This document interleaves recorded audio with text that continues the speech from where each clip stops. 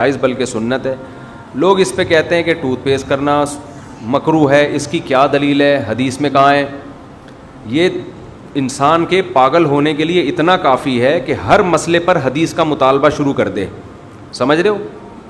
میں یوٹیوب پہ دیکھتا ہوں نا, آج کل کے اسکالرز ہیں, جب حنفیوں پہ رد کرنا ہوتا ہے نا, بڑے دلیل سے کہیں گے کہ اس پر کوئی حدیث نہیں ہے, اور آگے جتنی باتیں کر رہے ہوں گے ان پہ 99% باتوں میں ان کے پاس کوئی حدیث نہیں ہوتی. عوام صرف نفسیات کی مار, نفسیات سے متاثر ہوتی ہے. سینکڑوں مسائل ایسے ہیں جن میں آپ کے پاس قرآن و حدیث سے کوئی واضح دلیل موجود نہیں ہے. بہت سارے مسائل ہیں. تو اب تو میں نے یہ طرز اختیار کیا ہے کہ بجائے ایک ایک پاگل کو انسان جواب دینا, بہتر ہے کہ اس سے مطالبہ کرنا شروع کر دے. میں نے ایک سوال کیا تھا نا بہت عرصہ پہلے, یہ لوگ ہم سے بار بار پوچھتے ہیں کہ مرد اور عورت کی نماز میں فرق ہے, اس پر کوئی دلیل پیش کرو, کہتے ہیں نا. تو میں کئی بار جواب دے چکا تھا, بھائی تواتر عملی ہے, اجماع ہے, پوری امت سے عملاً پریکٹیکلی یہ چیز ثابت ہے.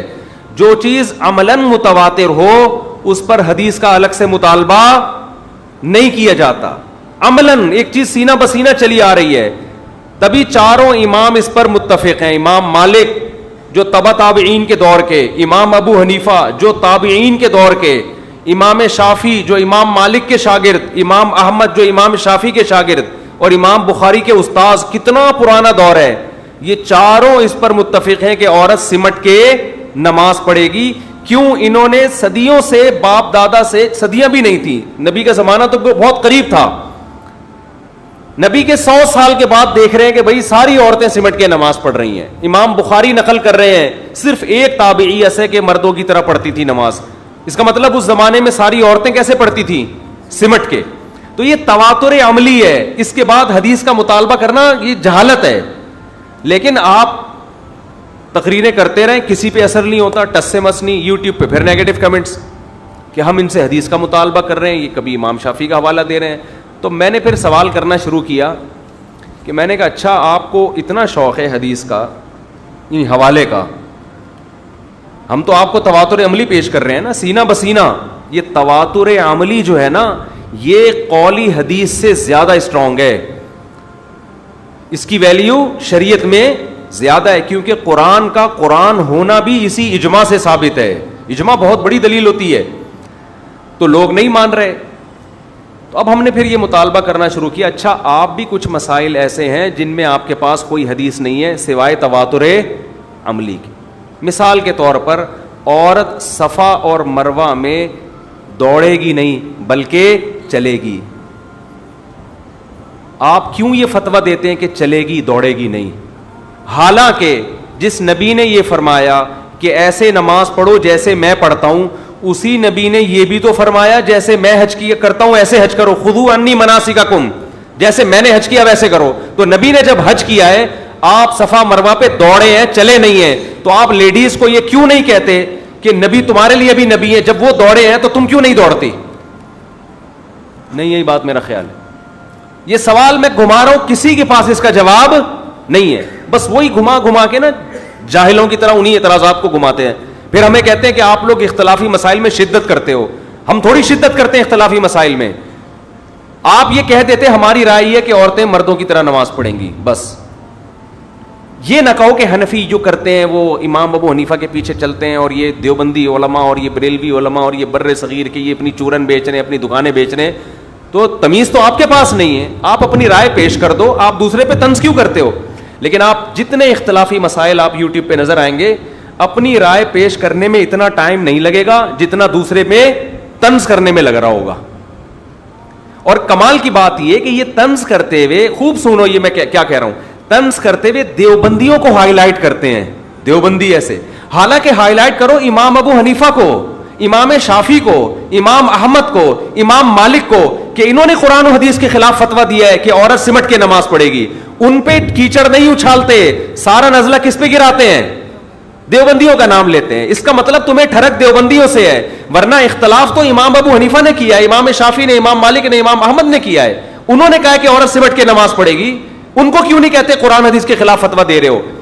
اس سے پتہ چلتا ہے کہ ان کا مقصد حق کا پرچار نہیں ہے, اپنے چورن بیچنے ہیں, اپنی دکانیں چلانا ہے. المحنت علی المفنت کے عقیدوں کو کہتے ہیں دیوبندیوں کے عقیدے, حالانکہ المحنت میں جتنے عقیدے لکھے ہوئے دیوبندیوں کے نہیں ہیں, صدیوں سے اسلاف سے متواتر یہ عقیدے نقل ہوتے چلے آ رہے ہیں.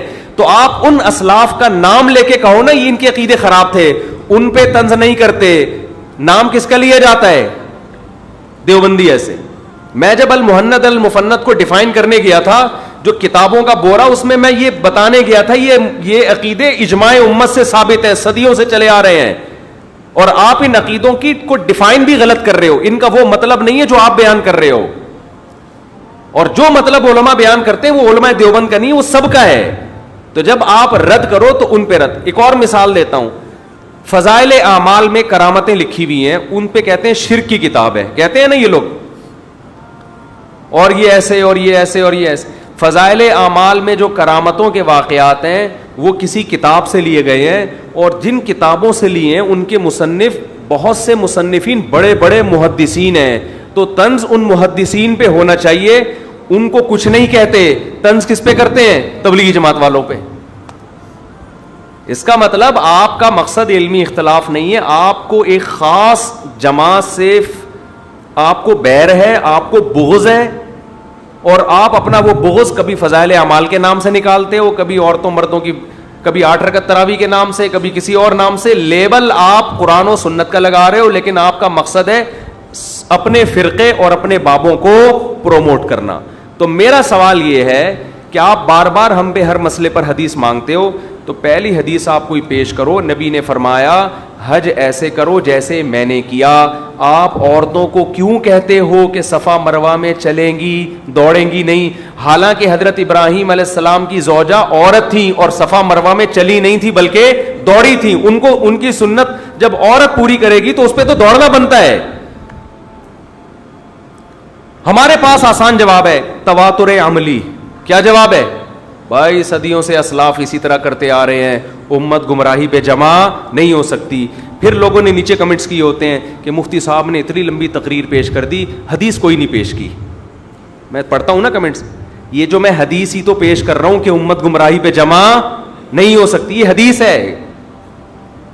تو یہ میں کوئی کسی بزرگ کا قول تھوڑی پیش کر رہا ہوں. تو تواتر سے جو امت چلی آ رہی ہے ان میں عورتیں صفا مروہ پہ چلتی ہیں, دوڑتی نہیں ہیں.